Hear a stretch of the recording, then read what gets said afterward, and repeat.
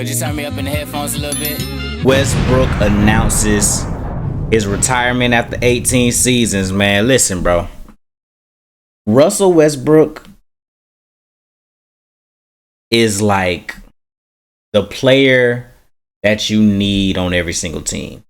He's going to give 100% every single time. You take what you can take from him.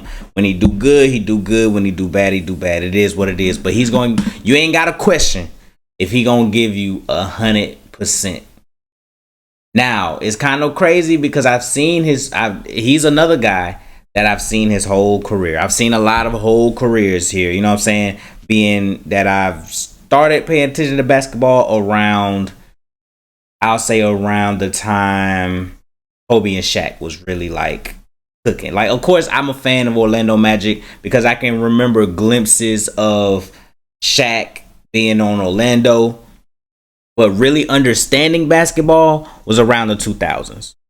You know what I'm saying? Around the 2000s. So because of that, I watched Russell Westbrook get drafted. KD, Steph, Bron, James Harden, all the players that's basically about to retire right now. Chris Paul, all of them. So watching his career skyrocket, because they didn't. I don't. When they drafted him, I don't think they expected him to do what he did, and he ended up going crazy. So I watched the media turn against him as well.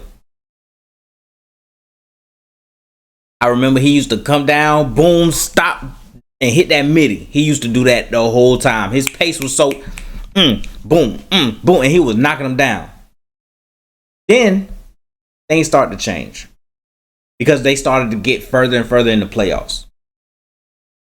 Then him and KD finally get to the playoffs. Of course, they lose to Bron and them.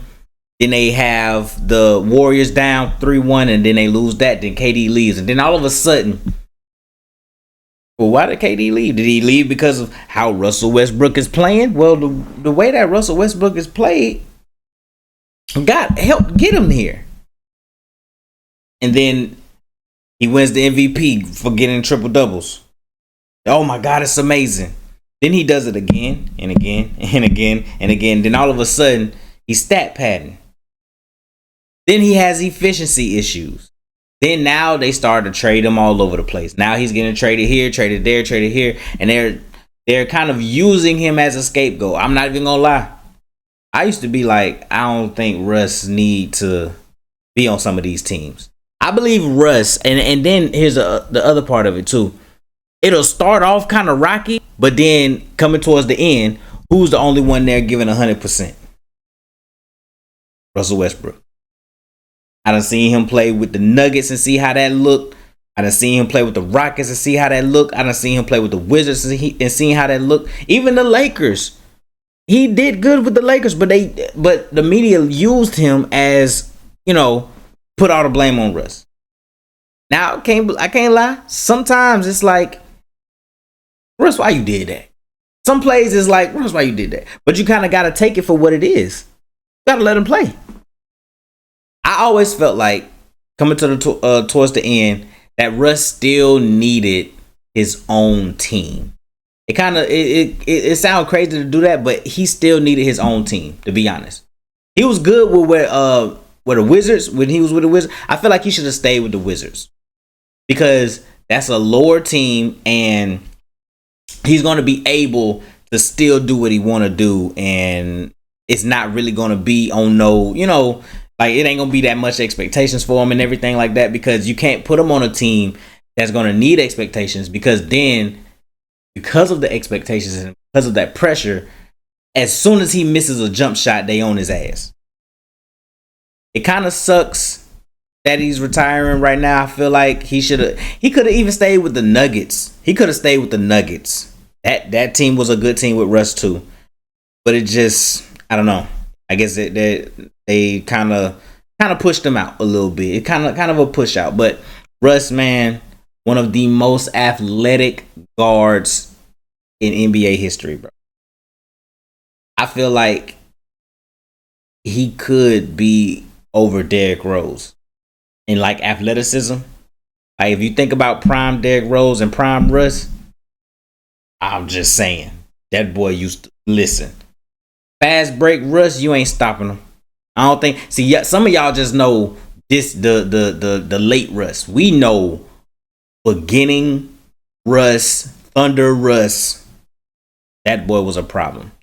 He's 100 miles per hour the entire game. You ain't gotta ask about effort because he gonna give it to you.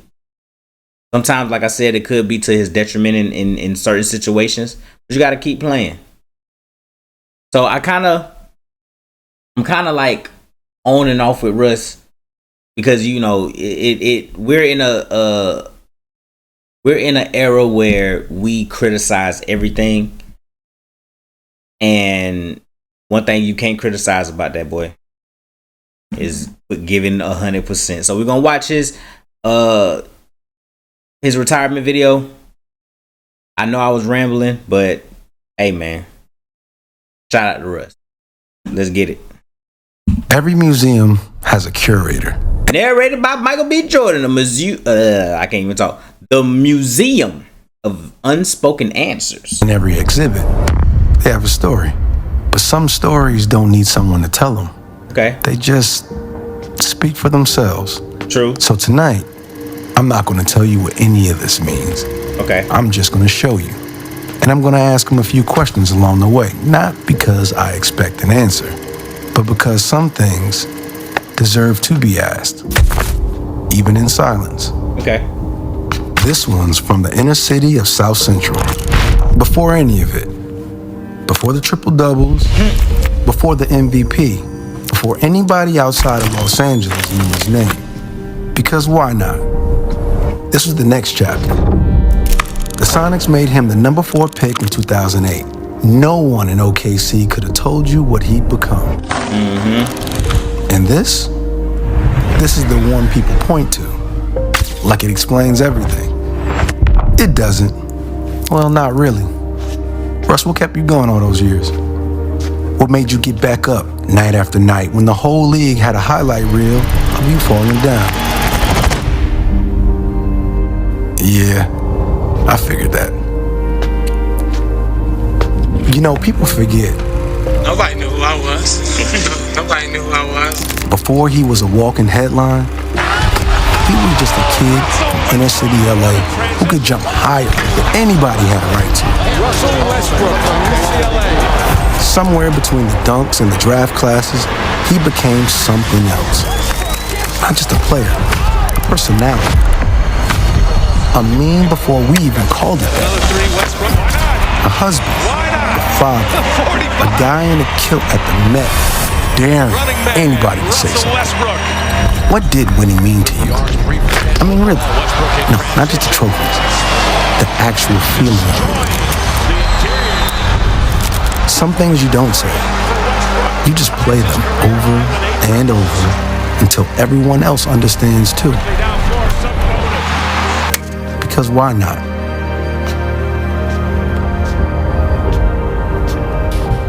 This swing isn't finished yet. That's not a mistake. We left it this way on purpose. Because whatever's next, the mentorship, the foundation, the kids who are going to grow up wanting to move just like he did, that part hasn't been built yet either. Were you ever afraid of what happens after the game stops needing you? This swing isn't finished. Neither is he. And that's the point. Last question. Now that you decided to step away from everything on your own terms, what are you the most proud of?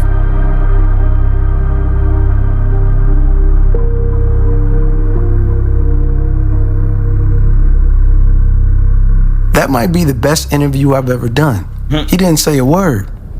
And somehow, I understood everything. Greatest thing he left behind couldn't fit inside a museum. Nice. It never had to be said. Shout out to Russ, man. Oh, you know what this also means, man? For the era that I like, this is our era to cherish.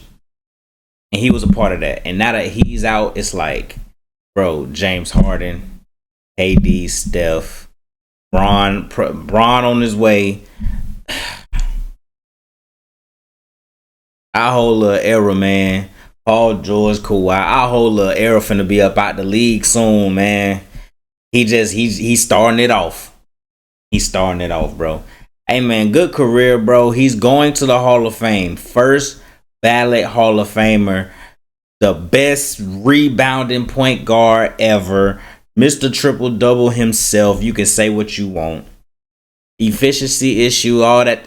Man gave 100%. He got a bunch of awards. He got an MVP the year after KD left him. Like, what I wish he would have did was signed a 1-day contract with the Thunder to retire as OKC Thunder. I'm gonna tweet it out. Maybe they'll tweet back or something. But yeah, I wanted them to sign like a 1 year with the Thunder to retire with him, because it's like he shouldn't be retiring as a Sacramento King.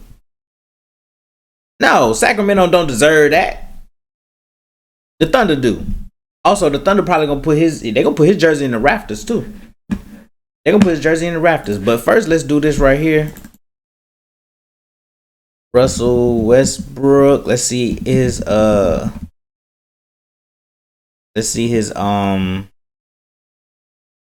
awards and everything. Awards and achievements. I feel like there should be a okay, where is it? Here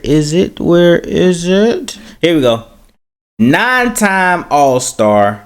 2-time scoring champ, 9-time All-NBA, 3-time assist champ, 2008-2009 All-Rookie Team, 2-time as MVP, All-Star MVP, 2016-2017 MVP, and he's a top 75 player in the NBA of all time. Thunder, Rockets, Wizards, Lakers, Clippers, Nuggets, Kings. Brody, Mr. Triple Double. Can't even talk.